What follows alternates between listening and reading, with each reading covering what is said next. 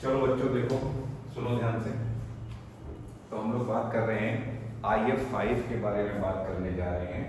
यहाँ देखिए central atom के पास 7 इलेक्ट्रॉन है, 7 में से 5 खर्च हो जाएंगे, 2 बचेंगे, तो 5 सिग्मा एक लोन पेयर आ जाएगा।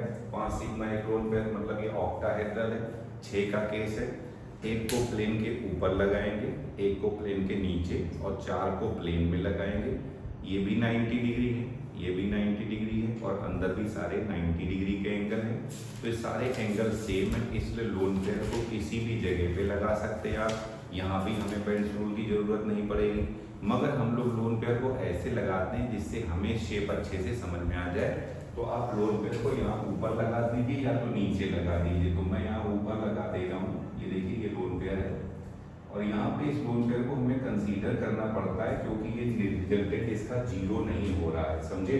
अब देखो बेटा, इस फ्लोरीन के सारे कॉर्नर को आप नीचे की ओर कनेक्ट करेंगे तो नीचे की ओर एक पिरामिड बनेगा। ये देखिए, इसके सारे कॉर्नर को नीचे की ओर कनेक्ट कर दीजिए तो नीचे की ओर एक पिरामिड बनेगा। बीच में ये स्क्वायर है और नीचे की ओर एक पिरामिड आ रहा है। इस शेप को बोलते हैं स्क्वायर पिरामिडल। क्या बोलोगे? Square pyramidal. मगर ऊपर एक लोन पेयर तो है, सोचो, ये ऊपर एक लोन पेयर है, ये एक स्क्वायर है, ठीक है, ये देखिए ये स्क्वायर है।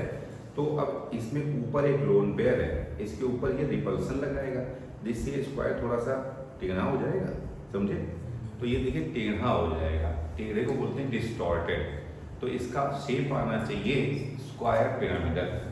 बट अगर आपके पास लोन पेयर है तो उससे टेढ़ा मेढ़ा हो जाएगा, तो इसका शेप आ जाएगा डिस्टॉर्टेड स्क्वायर पिरामिडल। तो यहाँ पे शेप आ जाएगा, यहाँ पे शेप आएगा डिस्टॉर्टेड स्क्वायर पिरामिडल। तो जब भी 5 सिग्मा एक लोन पेयर आ जाए, बेटा सुनो, एक बार ये नीट में आया था क्वेश्चन, तो उसमें ना अब 4 ऑप्शन में किसी में नन दिया ना हो और स्क्वायर पिरामिडल दिया हो तो फिर मजबूरी का नाम महात्मा गांधी, समझे। तो इसलिए अगर फिर से आपको ऐसा हो जाए, क्योंकि ऐसा तो होता है ना, कॉमन है, कैसा कैसा हो जाता है। फिर ये तो कोई बहुत छोटी बात आप कर रहे हो, मतलब ऐसी बात आप कर रहे हो, बताइए। यहाँ तो हम कितना मतलब कहाँ कहाँ हम जा चुके हैं, क्या क्या देख लिए, अब आप ऐसी बात बता रहे हो। ये तो बहुत मतलब ऑर्डिनरी, भूल जाओ सर आप, ये सब तो कॉमन है, समझिए, ठीक है। तो ये क्या कह रहे हैं कि भैया डिस्टॉर्टेड स्क्वायर पिरामिडल, अगर चारों ऑप्शन में दिया ही नहीं है, ये डिस्टॉर्टेड है, तो मजबूरी में क्या लगा दोगे? स्क्वायर पिरामिडल जो दिया है भैया उसी में टिक लगा करके आओगे, समझे। तो फिर उस केस में आप अगर चारों में दिया ही ना हो तो आप स्क्वायर पिरामिडल लगा देंगे, बट एक्चुअली में शेप इसका आना चाहिए डिस्टॉर्टेड स्क्वायर पिरामिडल। तो आ जाइए वापस यहाँ पे, सुनिए ध्यान से। ये है ज़ेनन। बेटा फिर से सेंट्रल एटम ज़ेनन, इसके वैलेंस शेल में 8 इलेक्ट्रॉन होंगे, 8 में से कितने खर्च हो गए? 6, बचेंगे कितने? 2। तो यहाँ आ जाएगा 6 सिग्मा एक लोन पेयर, ठीक है। 7 का केस हो गया, 6 और 1 7, समझ रहे हो ना। सुनिए ध्यान से। अब यहाँ ये कहते हैं, इसको हम दोनों तरह से आपको अरेंज करके दिखा रहे हैं। ये देखिए, ये ज़ेनन है, एक को प्लेन के ऊपर और एक को प्लेन के नीचे, और 5 को यहाँ पे प्लेन पे लगाते हैं। देखिए 5 को प्लेन पे लगाते हैं। तो पहले मैंने एक लोन पेयर को यहाँ लगाया, ये देखिए, और सभी फ्लोरीन को बची हुई जगह पे लगा दिया। तो एक तो ये सिचुएशन आ रही है, ये देखिए, इसको बोलते हैं एक्सियल। ये लोकेशन होती है एक्सियल, और ये जो अंदर वाली 5 दिख रही है ना, इनको बोलते हैं इक्वेटोरियल। इक्वेटोरियल, ठीक है। फिर मैंने सोचा कि चलो इसको यहां भी लगा के देखते हैं। ये देखिए, एक फ्लोरीन ऊपर, तो इसको इक्वेटोरियल पोजीशन पे लगा दिया लोन पेयर। ये देखिए, अब जब लोन पेयर को हमने इक्वेटोरियल पोजीशन पे लगाया तो अब लोन पेयर को 2 मिनट के लिए भूल जाओ, तो ये एक स्क्वायर बनेगा और सारे कॉर्नर को ऊपर की ओर कनेक्ट करोगे तो ऊपर की ओर एक पिरामिड बनेगा, सारे कॉर्नर को नीचे की ओर कनेक्ट करोगे तो नीचे की ओर पिरामिड बनेगा। मतलब ऑक्टाहेड्रल बन रहा है, मगर इसके अंदर लोन पेयर है। तो लोन पेयर के कारण ये टेढ़ा मेढ़ा हो जाएगा, इसलिए इसको हम लोग बोलते हैं डिस्टॉर्टेड ऑक्टाहेड्रल। क्या बोलते हैं? Distorted octahedral. तो काफी समय तक ये माना जाता रहा, बल्कि ये लोन पेयर जो है ना यहाँ है इक्वेटोरियल पोजीशन पे, इक्वेटोरियल, बहुत समय तक यही माना कि ये इक्वेटोरियल पोजीशन पे, मगर आगे चल के और पता चला कि भैया ये रमाई तुम्हारी तरह बड़ा घूमता फिरता लोन पेयर है। कैसा लोन पेयर है ये? घूमता फिरता लोन पेयर। और पता चला तो बोलते भैया ये कभी कभी यहाँ इक्वेटोरियल पे होता है, कभी कभी एक्सियल पे होता है। तो जब तक ये मानते थे इक्वेटोरियल पे, तो बस एक शेप बोलते थे डिस्टॉर्टेड ऑक्टाहेड्रल या डिस्टॉर्टेड स्क्वायर पिरामिडल। मगर अब पता चल गया कि भैया ये कभी कभी यहाँ होता है और कभी कभी कहाँ होता है? एक्सियल पे। इसलिए अब इसका शेप मानते हैं हम लोग कैप्ड ऑक्टाहेड्रल, कैप्ड ऑक्टाहेड्रल। मगर अगर ये ना दिया हो तब आप लिखेंगे डिस्टॉर्टेड ऑक्टाहेड्रल, डिस्टॉर्टेड ऑक्टाहेड्रल या डिस्टॉर्टेड स्क्वायर पिरामिडल लिखेंगे। समझे? ध्यान रखिएगा। मगर सबसे अच्छा इसका आप क्या लिखेंगे?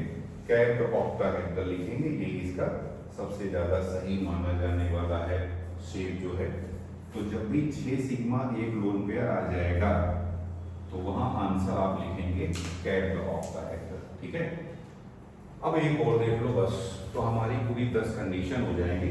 फिर मैं, आप ये ना याद कर लीजिएगा आप लोग, अगले टर्म में सीधे से क्वेश्चन कराऊंगा, फिर मैं पोलर नॉन पोलर वाली हेडिंग पे चला जाऊंगा। सुनिए ध्यान से। तो जेनन है, इसके बैलेंस सेल में 8 होते हैं बेटा, एक और आ गया 9 हो गए। 9 में से 5 चले गए, 9 में से 5 तो कितने बचेंगे? 4। तो यहाँ क्या आ जाएगा? 5 सिग्मा 2 लोन पेयर। ठीक है, चलिए तो अब यहाँ पे भी एक काम करते हैं, ये दोनों लोन पेयर को आपस में कैंसिल करने की कोशिश करते हैं, देखते हैं कैंसिल होंगे कि नहीं कैंसिल होंगे।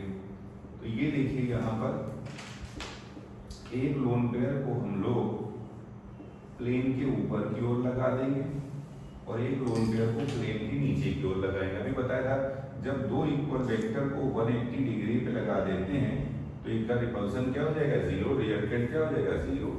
सो शेप क्या आ रहा है बेटा? Pentagonal planar. इसका शेप हो जाएगा पेंटागोनल प्लेनर। के लिए तो ये शेप आ गया आपके पास पेंटागोनल प्लेनर। तो ये 10 केसेस मैंने आपको बता दिए, बेंच रूल बता दिया। अब बेंच रूल के बेसिस में एक क्वेश्चन और आपको बता रहा हूं, समझिए। ये भी क्वेश्चन आ जाता है। ये देखिए, जैसे हमारे पास ये मॉलिक्यूल है PCl5। देखो बेटा,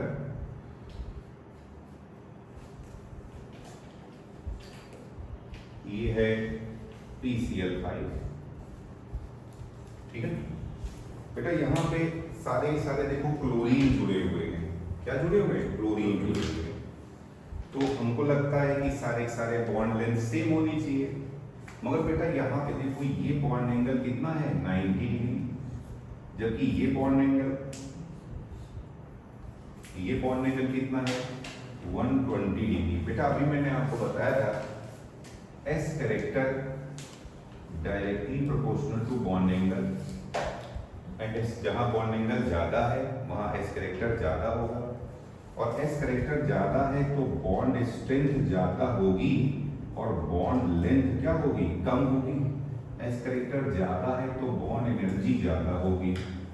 ये बात याद रखिएगा। ठीक, अब देखो बेटा, यहाँ इस लोकेशन को, ये जो पोजीशन है इसको हम लोग एक्सियल कहते हैं।